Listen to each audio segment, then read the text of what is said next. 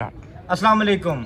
आज मैं आपको बताने लगा हूँ 5 ऐसी टिप्स जिनको अगर आप फॉलो कर लें तो आप गोट फार्मिंग में कभी भी नुकसान नहीं उठा सकते।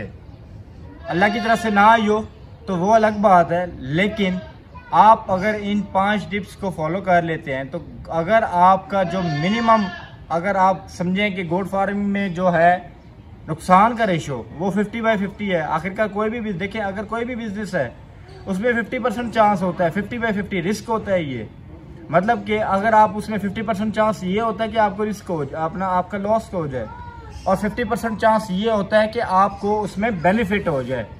लेकिन गोट फार्मिंग में आज जो मैं आपको टिप्स बताने लगा हूँ, इसमें अगर आप इनको फॉलो कर लेते हैं तो आपका जो नुकसान का जो लॉस रेशो है आपकी वो मिनिमम हो जाएगी, बहुत ज़्यादा मिनिमम हो जाएगी। आप ऐसे समझ लें कि 80 to 20%, 85 से 15%। मतलब जितना ग्रिपली आप इन 5 टिप्स को फॉलो करेंगे, जितना अच्छे से इन 5 टिप्स को फॉलो करेंगे तो उतना अच्छे से ही आपका जो है गोट फार्मिंग का बिजनेस ग्रो करता चला जाएगा। तो आज बात कर लेते हैं इन टिप्स के बारे में। तो स्टार्ट करते हैं आज की वीडियो को। अगर आप हमारे चैनल पे न्यू हैं तो जल्दी से हमारे चैनल को सब्सक्राइब कर दीजिए और लाइक भी कर दीजिए, बेल आइकन का बटन दबाना मत भूलिएगा। तो नंबर 1 टिप की बात कर लेते हैं। सबसे पहले बात करते हैं कि जो गोट फार्मिंग करते हैं, जो नए दोस्त, नए शौकीन आते हैं गोट फार्मिंग में, उनको पता नहीं होता कि कहाँ से स्टार्ट लेना है। वो भागते हैं बड़ी बड़ी उनकी नस्लों के पीछे, और वो कहते हैं कि यार हम फलानी नस्ल का बकरा रख लें, फलानी नस्ल की बकरी रख लें, फलानी नस्ल का बकरा ले लें, फलानी नस्ल की बकरी ले लें, या उनके बच्चे ले लें। तो इस चीज़ में सबसे ज़्यादा आप नुकसान उठाते हैं। मैं मुल्तान में रहता हूँ और मैं जाके ले आऊँ ब्रीड राजनपुरी, मुझसे नहीं संभाली जाएगी क्योंकि वो मेरी लोकल ब्रीड नहीं है। तो सबसे पहले आपने जो करना है ये है, आपने जब भी स्टार्ट लेना है तो सबसे पहले आपने ये चूज़ करना है कि आपने अपना गोट फार्मिंग का बिजनेस उस बकरी से स्टार्ट करना है जो आपकी लोकल ब्रीड हो। उस लोकल ब्रीड पे काम करें आप। और इससे पहले मैं आपको एक बात बताता चलूँ कि अगर आप ऐसा गोट फार्मिंग करना चाहते हैं तो उसमें आपका विजन जो है वो बहुत ज़्यादा ज़रूरी है। देखिए, मैं कोई भी काम करता हूँ उसमें मुझे पता ही नहीं है कि यार मैंने नुकरे भी लगना कि नहीं लगना। मैं करता रहता हूँ, करता जाता हूँ, मुझे उसका एंड ही नहीं नज़र आ रहा। तो उस काम का ना मुझे स्टार्ट का पता, ना मुंह का पता, ना सर का पता होना। तो वो फिर होना इस तरह ही है कि ना मेरा मुंह रहेगा ना फिर सर रहेगा। तो कहने का मकसद यही है कि आपने अगर गोट फार्मिंग करनी है तो आपको पता होना चाहिए कि आप किस मकसद के लिए गोट फार्मिंग कर रहे हैं। आया कि आप इसमें ईद के लिए अपने जो है वो बकरे तैयार करना चाह रहे हैं, ईद के लिए आप बकरे तैयार करके वो सेल करना चाह रहे हैं। आया कि आप मीट का काम करना चाह रहे हैं, मीट का बहुत ज़्यादा काम है। आया कि आप मीट का काम करना चाह रहे हैं, आया कि आप अपने शो के लिए तैयार कर रहे हैं अपने जानवर को। तो ये कैटेगरीज हैं इसमें जिसका आपने ख्याल करना है और आपने चूज़ करना है अपने मुताबिक। तो ये थी हमारी पहली टिप। तो नंबर 2 टिप की तरफ आ जाते हैं। अब नंबर 2 टिप जो है सबसे ज़्यादा इम्पोर्टेंट वो है हाउसिंग।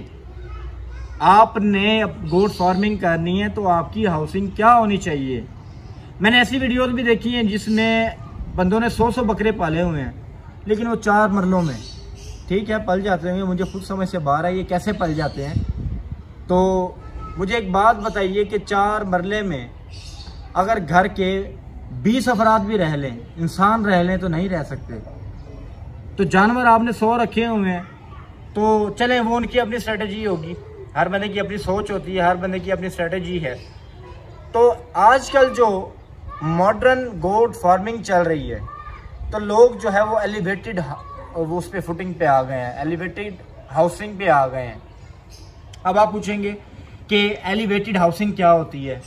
एलिवेटेड हाउसिंग ये है कि जहाँ बकरे को ज़मीन पे खड़ा किया जाता है उसे नीचे उसकी हाउसिंग कर दी जाती है, एलिवेट कर दिया जाता है, जो ज़मीन से 10 फुट ऊपर, 5 फुट ऊपर, 10 फुट ऊपर, 11 फुट ऊपर उसको बना दिया जाता है। ताकि उससे होता ये है, अब इसका फ़ायदा क्या है, इसका फ़ायदा ये है कि जब उनका बकरे का या बकरी का या जानवर का फुजला या यूरिन वो जब नीचे गिरता है तो वो ज़मीन पे नहीं रहता, वो नीचे गिर जाता है उससे। तो उससे होता क्या है कि जब जानवर जो है वो नीचे बैठता है तो वो जो फुजला है या यूरिन है जानवर का, वो अमोनिया गैस पैदा करता है। और इस अमोनिया गैस से होता क्या, ये काफ़ी ज़्यादा ख़तरनाक होती है। जब जानवर बैठता है ज़मीन पर तो वो अमोनिया गैस उसके मुंह के करीब जो नीचे यूरिन पड़ा होता है वो अमोनिया गैस बन के उसकी सांसों में जा रही होती है, तो उसको ब्रीथ का प्रॉब्लम हो सकता है। तो ये काफ़ी ज़्यादा ख़तरनाक होता है। इसलिए एलिवेटेड हाउसिंग का आप करें। ज़रूरी नहीं है कि आप एलिवेटेड हाउसिंग की तरफ ही आएँ।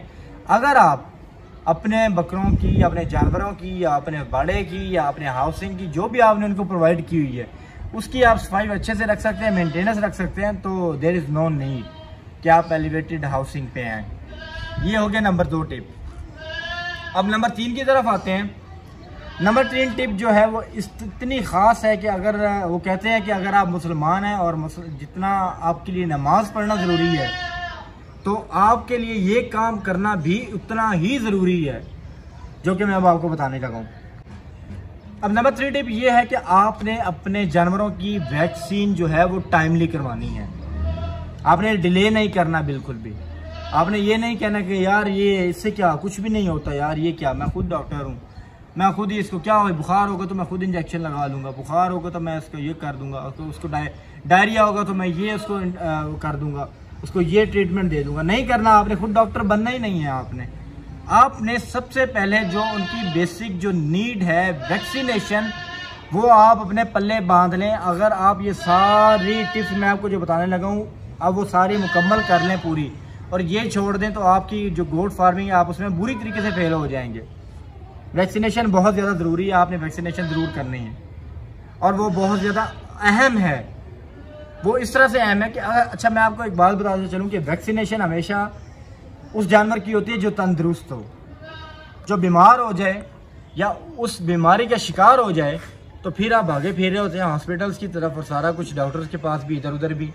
तो इससे बेहतर यही है कि आप अपने जानवर को टाइमली जो है वो वैक्सीनेटेड करवा लें ताकि वो आने वाली बीमारियों से बच सके।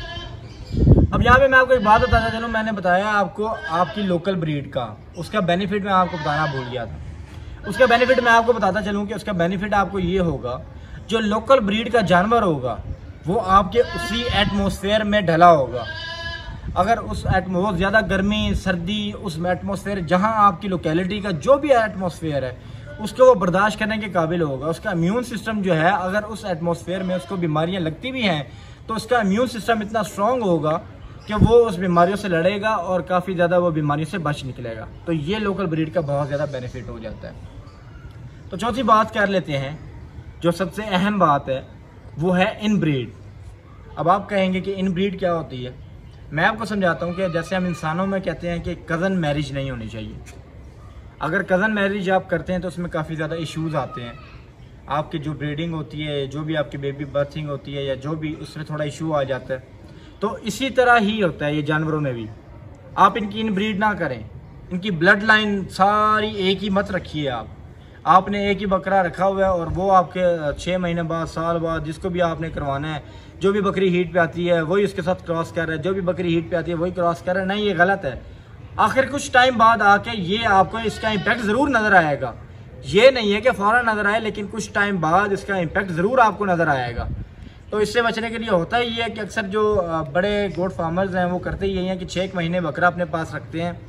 बकरी जब हीट पे आती है, काफ़ी सारी 2-3 बकरियां उनको हीट पे जब वो आती हैं तो वो उनको क्रॉस कर लेता है। उसके बाद वो उसको सेल आउट कर देते हैं। फिर न्यू बकरा आ जाता है उसी ब्लड लाइन का, ब्लड लाइन कह दिया, उसी ब्रीड का, वो उसी ब्रीड का नया बकरा आ जाता है। तो फिर नहीं, अगर कोई अलावा उसके कोई बकरी जो है वो हीट पे आई है तो वो उसे क्रॉस करता है। तो ये रोटेशनल ब्रीडिंग होती रहती है। इन ब्रीड आपने नहीं करनी, रोटेशनल ब्रीड करनी है, जो कि सबसे अहम है। और नंबर 5 पे सबसे अहम जो पॉइंट है, नंबर 5 पे ये पॉइंट है कि आप अपने जानवरों की फीडिंग क्या करते हैं, कैसे फीड करते हैं। वंडा देना है तो कितना वंडा देना है, सब्ज चारा देना है तो कितना देना है। आपको ये ही नहीं पता कि एक बकरी, बड़े साइज़ की बकरी कितना चारा खा लेती है। अगर वो बच्चा है 4 माह का तो उसके लिए कितनी खुराक चाहिए, या एक बकरी या बकरे के लिए कितनी खुराक चाहिए, उसको वंडा कितना देना है। डेली उसकी खुराक तब्दील हो रही है, चेंज हो रही है, उसकी चेंजिंग का जो है वो तरीक़ेकार क्या है। तो आप डेली से कभी कोई खुराक, कभी बरसीन दे रहे हैं, कभी जंतर दे रहे हैं, कभी उसको क्या दे रहे हैं, कभी लूसन की हे दे रहे हैं, कभी आप उसको सैलेज पे लगा रहे हैं। तो इससे काफ़ी ज़्यादा डिस्टर्बेंस क्रिएट होती है आपके जानवर में। और ये सबसे ज़्यादा अहम है कि आप अपने जो जानवर है उनकी फीडिंग का ख्याल रखें। क्योंकि आपके जानवर ने पलना है आपकी फीड पे। अगर आपकी फीड ही बेस्ट नहीं है, आपकी फीड का कोई तरीक़ेकार ही नहीं है, कोई टाइम टेबल ही नहीं है, कोई क्वांटिटी नहीं है या कोई क्वालिटी नहीं है, तो आपका जो जानवर है वो बिल्कुल भी तैयार नहीं होगा। ख्वाब आप किसी तरीके किसी चीज़ के लिए भी तैयार कर रहे हैं तो आपका जानवर कभी भी आपको रिजल्ट नहीं देगा। तो ये चंद पॉइंट्स से 5 पॉइंट्स जिन पे अगर आप अमल कर लें तो इंशाअल्लाह अल्लाह के हुक्म से कभी भी आपको जो है वो लॉस नहीं होगा, अगर अल्लाह ने चाहा तो ये थी आज की हमारी वीडियो। मिलते हैं नेक्स्ट वीडियो में, तब तक के लिए अपना ख्याल रखिए। अल्लाह हाफिज़।